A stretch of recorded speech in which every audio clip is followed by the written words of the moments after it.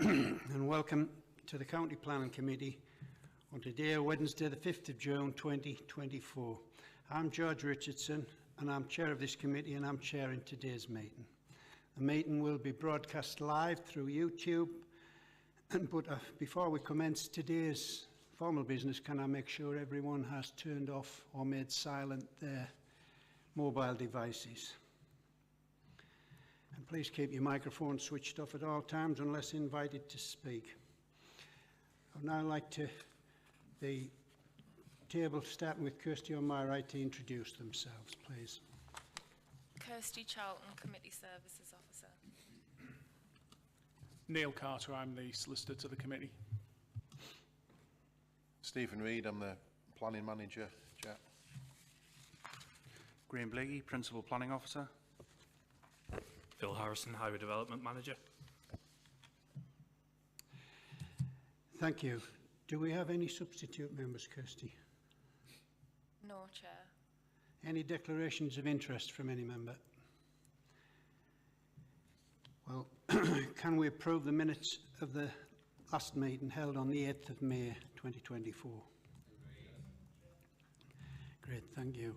So we'll move straight on to the applications to be determined. Starting with, well, we've only got one application today, and Graham Blakey is going to present it to us. It's Akram Lodge, Staindrop Road, West Auckland. Thank you, Graham. Good morning, everybody. Thank you, Chair. Yes, this application at Akram Lodge off Staindrop Road next to West Auckland is for the creation of a holiday and visitor accommodation site for 104 permanent chalets and around 63 pitches for touring caravans. Within that, there would be the creation of some amenity buildings, a hub and wash house, which I'll come on to in more detail shortly. The site itself is located to the southwest of West Auckland. Is to be accessed from the A688, which you can see running past the site boundary on the southeast, on that road to Barnard Castle. There is a small burn that runs to the south of the application site and represents roughly the low point area in the locality. Copeland Lane, which is the yellow road that heads out of West Auckland to the north that loops round towards Evenwood Gate, represents the highest point on the site.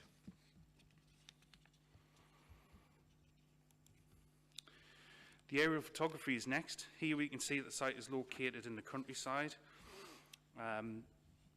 To the immediate northeast is a petrol filling station, located here, and a car parts store and what was another former garage site.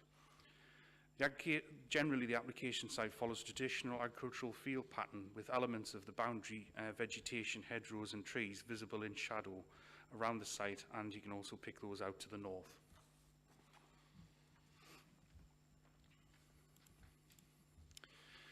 Site photographs here show the current access to the application site at the top left, where the committee site was visited yesterday.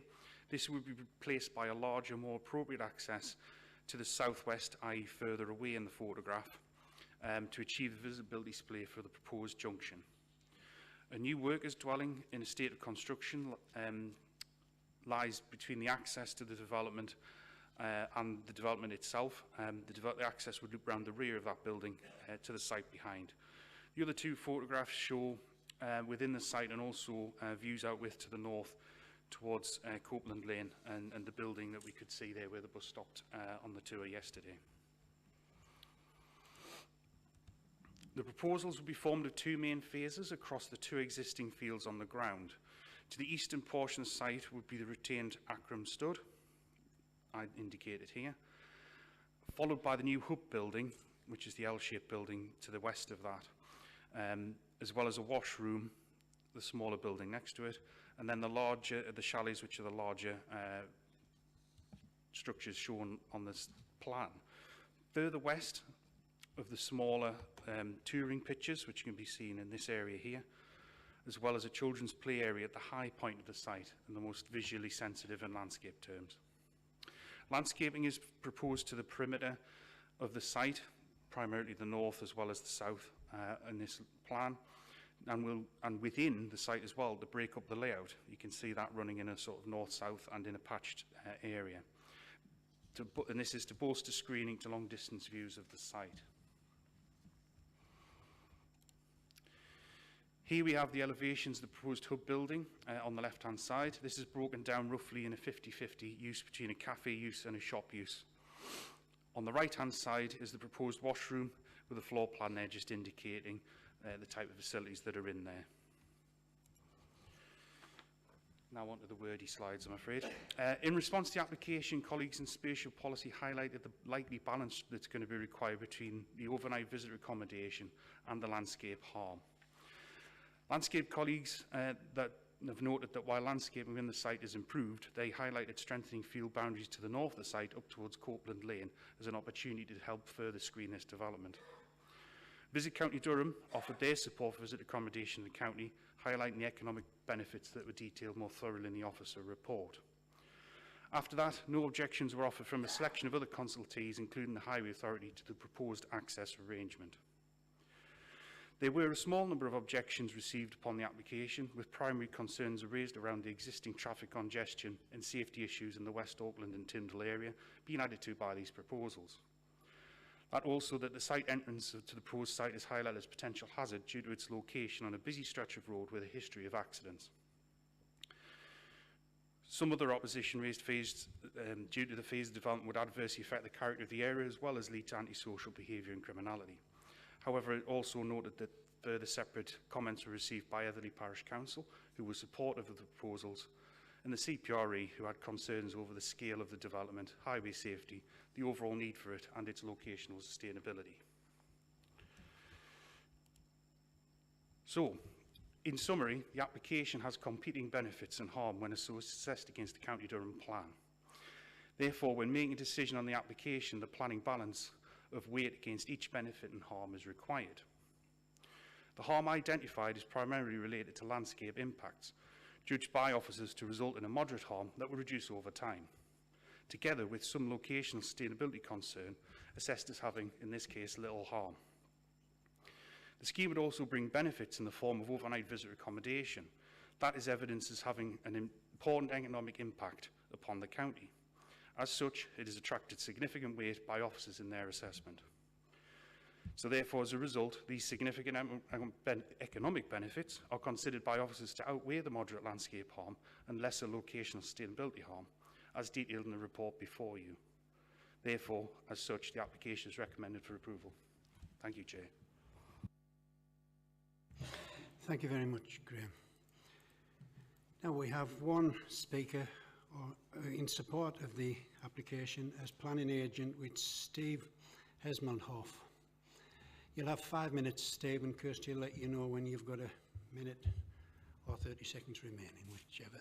Thank you, Chair. Good morning. My name is Steve Hesmondhoff. I'm the planning consultant. It's my practice to put the application together. And it's not often we will submit a planning application of this type and present to committee against a backdrop of fairly widespread support. From the parish council, across all your consultees within the county council, we've seen support for the scheme. We've worked with your officers throughout, and in response to some initial comments from your landscape colleagues, reduced and amended the scheme. We now have a smaller development footprint, we have reduced numbers, and significantly increased the landscaping within the site and structural planting to reduce the long-distance views across the site. You will have heard just then that Visit County Durham said that they're supportive of the scheme because of the fact that there's a shortage of visitor accommodation in the county. In fact, not wishing to go back over the statement I prepared for your committee report, I will briefly make these key points. In the last 10 years, members will be aware that the Auckland villages have seen a tremendous change in fortune. That's a combination of the private investment and I think the crucial support from the county council, and that means that an application like this can come forward with a genuine prospect of being delivered. Using nationally recognised formula, we can predict this development will generate an additional spend in the area of around £6 million a year. We can split this annually between around 2 million in food and drink, £750,000 local attractions, and £500,000 local shops. Then add to that the creation of 167 direct and indirect jobs, resulting just from this scheme. Finally, let me say, in the time the application has been under consideration, my client, Peter Seagrave, very sadly passed away towards the end of last year. Now, he was a person who had invested heavily in the area and was a significant employer. His family, who are with me here today, remain committed to this scheme and are desperate to hear a positive outcome today. With that in mind, I hope the committee can support their officer's recommendation, and I'll end there, Chair, by to say that I remain very happy to answer any questions that members may have. Thank you. Thank you very much, Steve. Have you anything to add to that, Graham?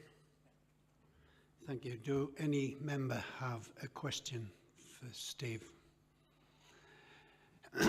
Arnie, you were first, and then Jim.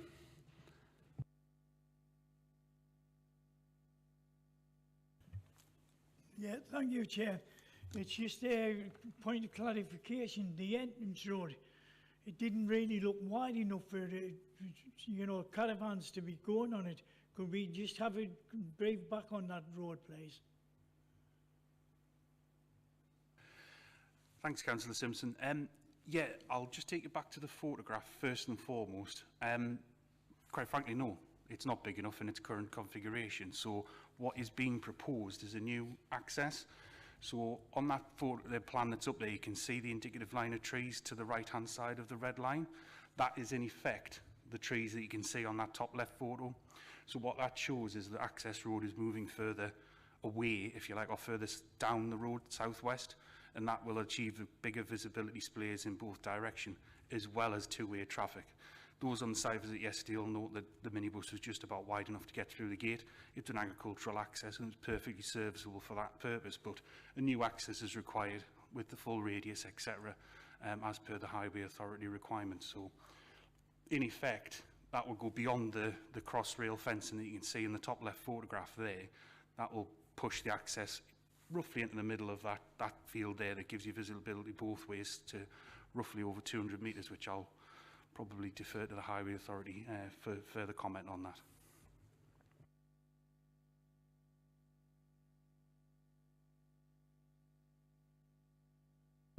Do you want to come in, Phil, with Highways information at this point or not? If anyone's got any specific questions, I'm happy to answer, but I think I would just say that the access as proposed meets all the technical standards that we would require. Thank you. Jim, good to see you. How are you doing? I'm doing all right, Chair. Thanks very much.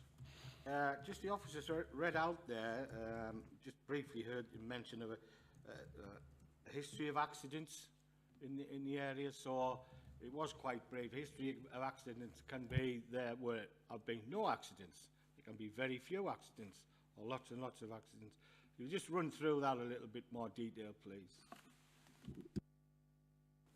Sorry, I'll come in on that, Chair. I think, yeah, we've looked at the accident statistics and there's nothing to suggest that there is an accident, it's an accident black spot.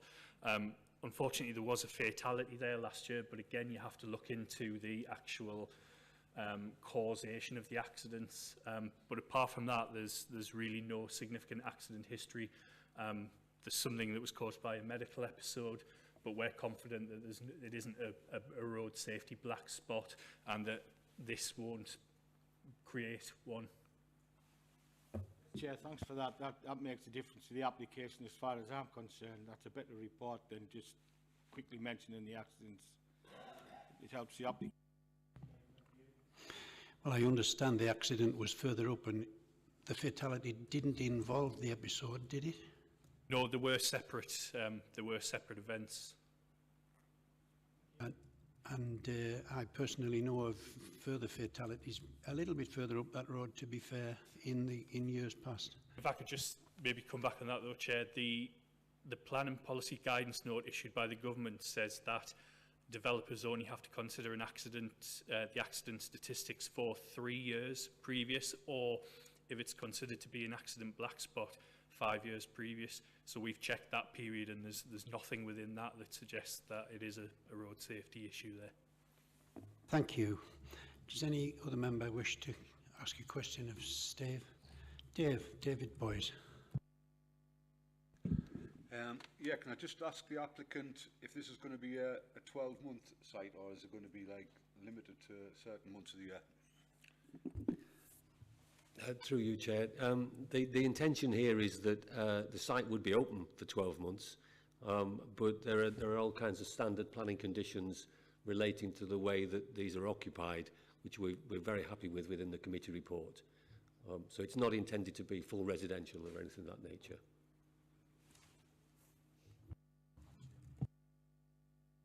Just to maybe help and outline on some of those conditions, there's condition regarding 11 months in a calendar year in terms of level of occupancy. That's not to say the site can't open for 12 months. It's more an individual lodge can't be occupied for 11 months. So it stops permanent residency, which is a huge issue for planning authorities in regards to that. So we're comfortable with the package that's been submitted, that it fits within that, and the conditions have, like I said, been accepted by the applicant as well. So just to clarify that as well.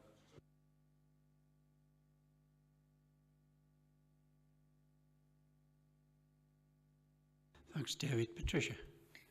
Yes, that was a good point you brought up there, because if this has got to be, if we're passing this because we want to have people come into the county and using it as a holiday lets, and obviously people that buy these units will do their own holidays and spend time there weekends when they can.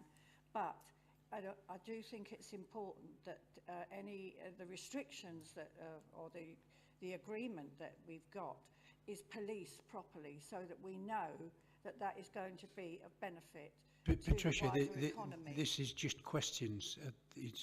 You're straying into debate there.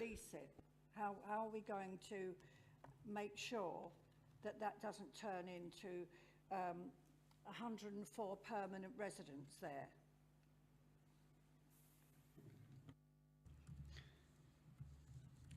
Can you come back on that, Graham? Of course, Chair, yeah. Just finding the exact wording of the condition. The purpose of it, Councillor Joplin, is to ensure that they're not permanent occupancy. You know, in terms of breaching that condition, there's the 10-year enforcement window. So, in theory, someone could occupy for 9 years as a residential property, but we would still have powers to cease that and put it back in line with the planning consent.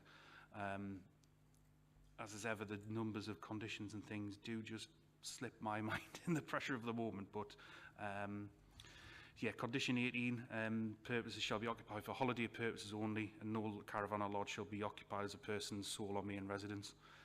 The operator shall maintain an up-to-date register of all the names of all occupiers, and their main home addresses, and it should be provided to the local authority when requested. There's a précis of that condition there, so hopefully that helps. Yes, yeah. The condition allows us to do that, either spot check or in response to any information that we receive. Thanks. Thank you. Any further questions before we open the debate? No. Well, I'll just ask you a direct question, James, as local member. Do you wish to contribute at all, or are you just on a listening brief? Thank you, Chair. Yeah, I just would like to say I have supported this development right from the beginning. Thank you, Chair. Okay, thank you. Well, we'll open the debate then. Jim, you'll go first. Yes, Chair, for me, just the type of application I like to see. There's very few objections. The benefits outweigh any kind of harm that's been considered. The benefits to the economy look good. You start listening to numbers like £6 million spent on the economy in a year. That's great for me. 167 jobs. All of these things have the right kind of vibration for me. And I'm quite happy to go along with the officer's recommendation. Thank you, Jim. We do appreciate that these figures are something that can be thrown at us. There's no way of proving whether they're true or untrue. So, David Boyes. Yeah, thanks, Chair. I did have a few concerns about accommodation and occupancy, but I think they're being answered by the planning developers.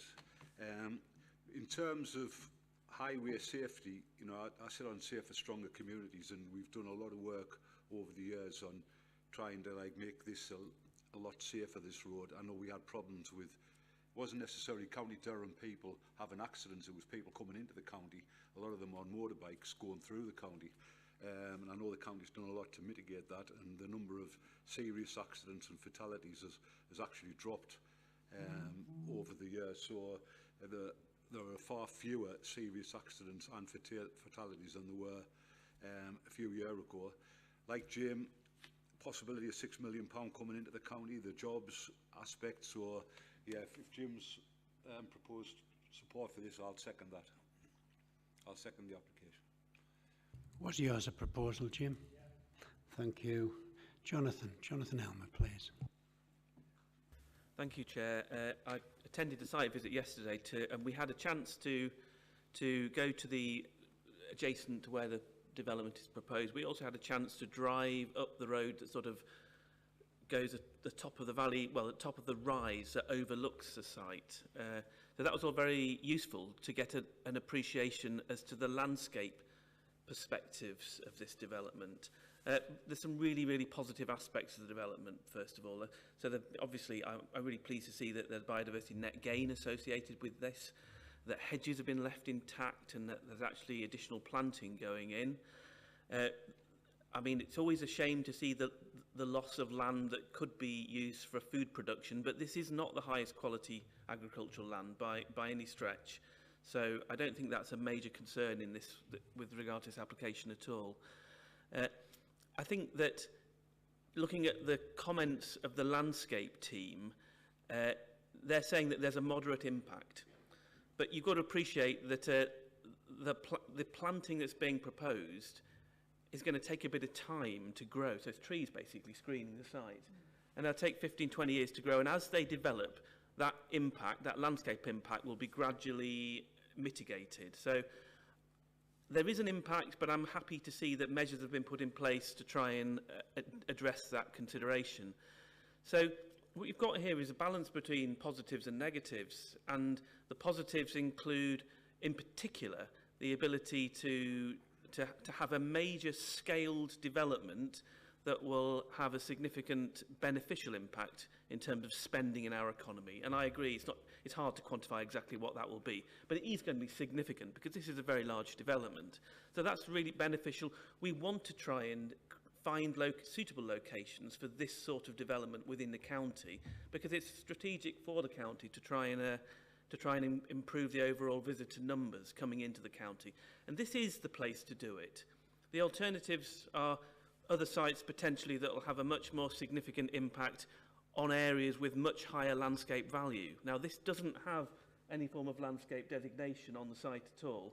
So, in my view, it's much better to try and target this sort of development at locations like this. It's still a countryside location, but it's not the highest landscape value that, it's not as if we're going to impact on a location that's going to then have a knock-on effect on the very things that draw people into the county in the first place.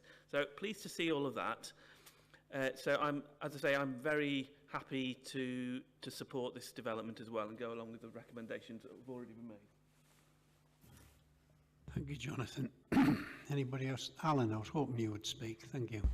Thank you, Chair. Yeah, and likewise, Jonathan and yourself, we've seen firsthand the application site yesterday, and just to echo what everybody's saying, I think it is a really good application. You know, the jobs, the economy, and I think a big plus that, as the planning department, the authority is supporting such an application, because it probably was in the balance in relation to the location, what have you, and it's a positive, big positive that the case officer Graham himself is brought this along for approval. It's like Durham's open for business, and a big well done that this has come to committee with a recommendation for approval, and I have no hesitation in supporting this application. Thank you, Chair. Thank you. Any further member wish to speak? No, well, I'll just have my two penneth before we move on. I have grave concerns about the highways.